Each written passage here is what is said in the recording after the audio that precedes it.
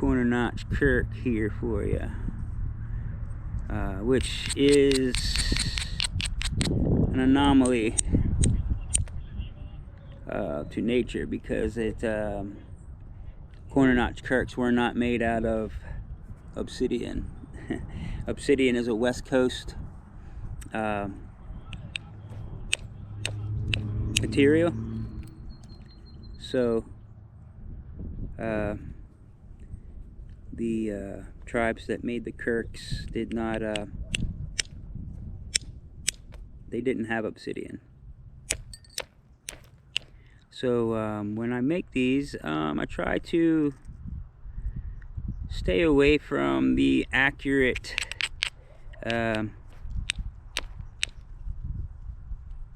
depictions of the actual natives and what they used, just to try to stay away from any people obtaining this point and then trying to say that it's original.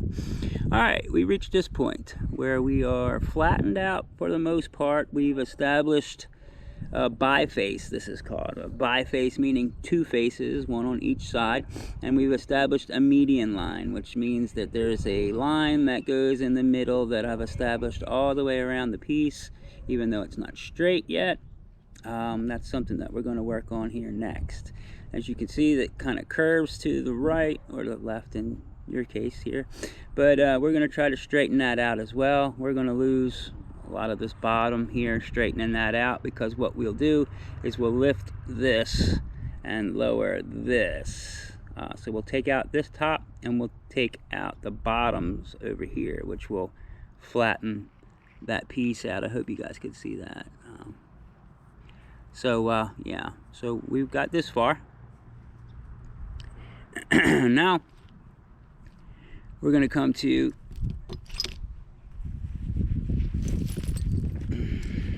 see here. Get a piece of leather. I guess we could do this all abo, I guess. Since we started with the rock, we will continue, I guess, with the rock. So what we're gonna do, hold on a second.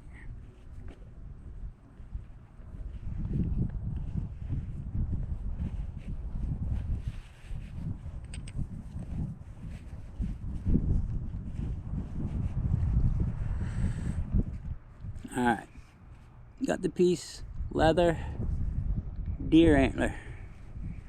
Okay, now we're going to start pressure flaking.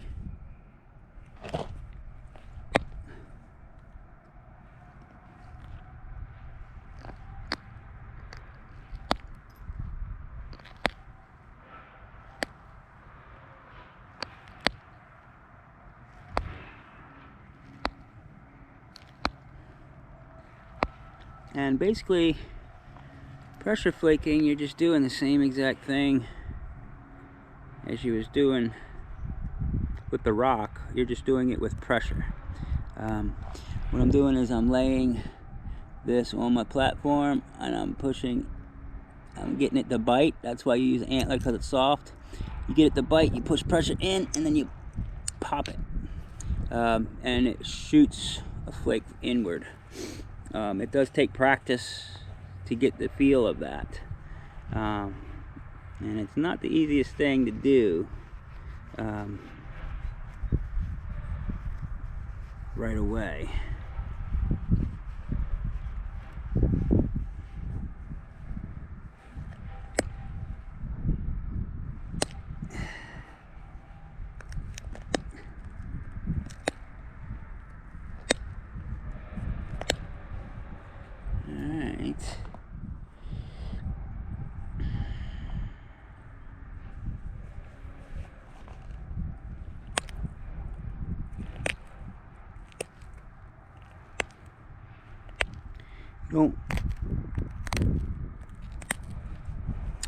When you're pressure flaking, you want all of your pressure to go across your piece. Alright, when I do this, I hold the back of my piece with the backs of my fingers, and as I push, I keep my hand lower just like that. Lower than my piece, alright. I push against the back of my fingers to get the pressure, and then I pop.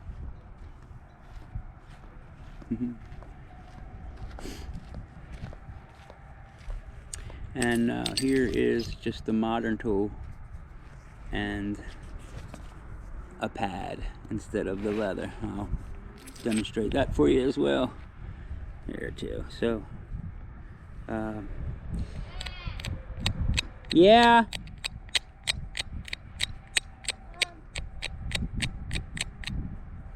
hold on a second, guys.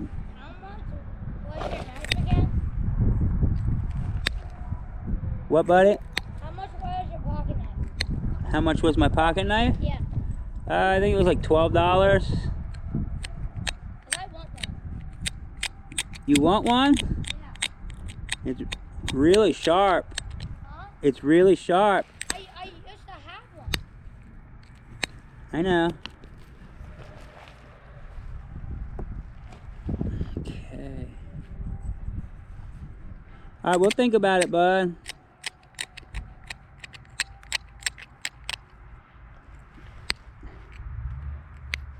Alright.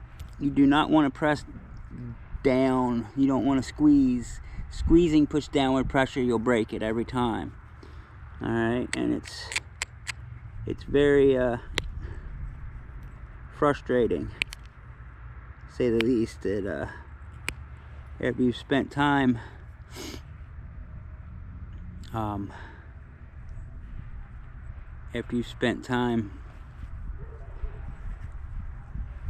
doing all that percussion work, just to come and break it. Pressure flaking really sucks.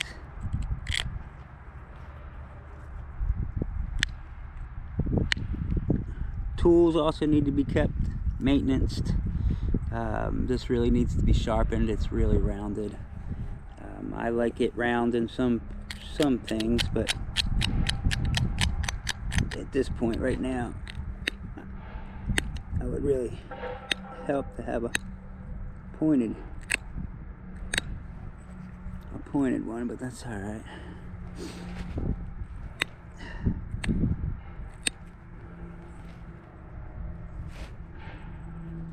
Let's get rid of some of this stuff down here. Get my rock again here, and we're going to trim some of this back off.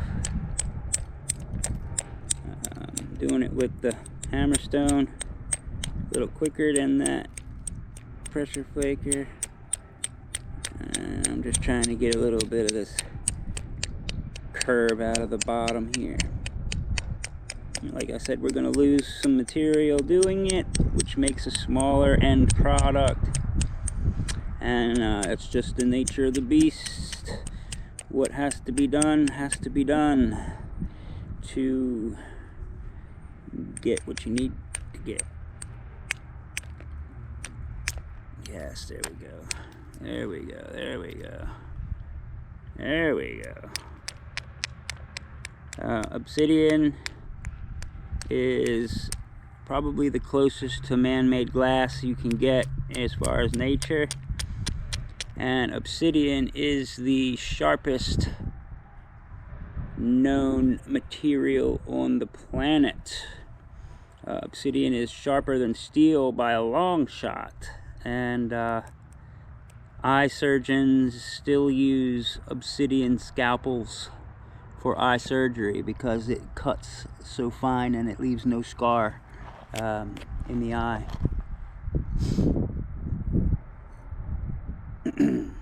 Okay.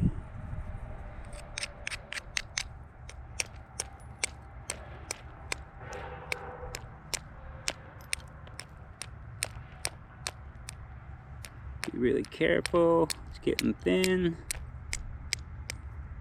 You really need to be careful at this point.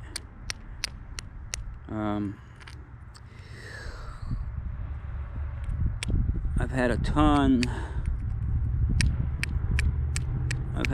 of points and blades ruined right at this particular moment.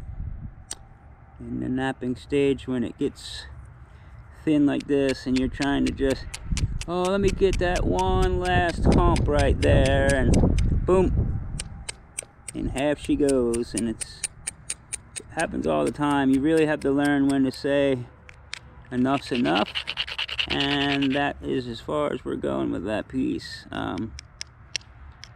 which is a hard it's hard to do, really, it is. That's beautiful. That is beautiful, except for that step fracture right there, but that's all right. Yeah, all right. Let's go back to